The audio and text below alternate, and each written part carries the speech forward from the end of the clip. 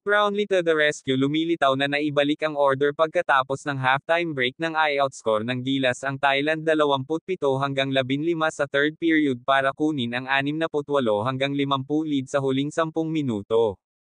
Ngunit ang Thailand, sa likod nina Tyler Lam at Frederick Lish, ay nabuhay at naghulog ng 16-0 na bomba upang putulin ang kalamangan ng Gilas sa 5 lamang.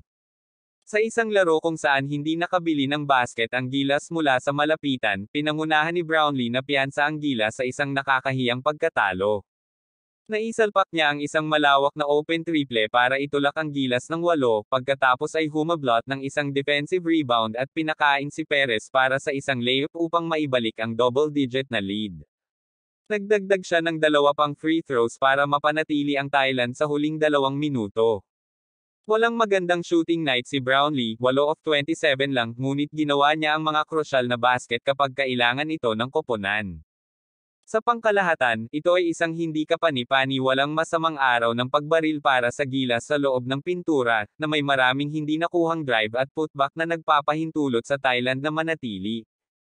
Walang gaanong height ang Tays at maayos silang na-out-rebound ng Gilas, 63-35, ngunit sa ilang kadahilanan ay tumangging bumaba ang ilang layup, putback at floaters. Ang Gilas ay naging mas malala sa 2-point shots, 24 na off 62, 39% kaysa sa 3-point shots, 8 of 20, 40%, kung saan marami sa mga shot ang hindi uncontested. Isang laban para sa quarterfinals berth at isang Justin Brownlee-Ronde Hollis Jefferson grudge match sa Gilas. Iyan talaga ang nakahanda sa Sabado habang ang Gilas Pilipinas ay lalaban sa Jordan sa 19th Asian Games. Ang 5:30 PM laban sa gymnasium ng Zijingang ang nangungunang 2 koponan na walang talo sa Pool C, kung saan ang mananalo ay makakakuha ng direktang access sa quarterfinals round.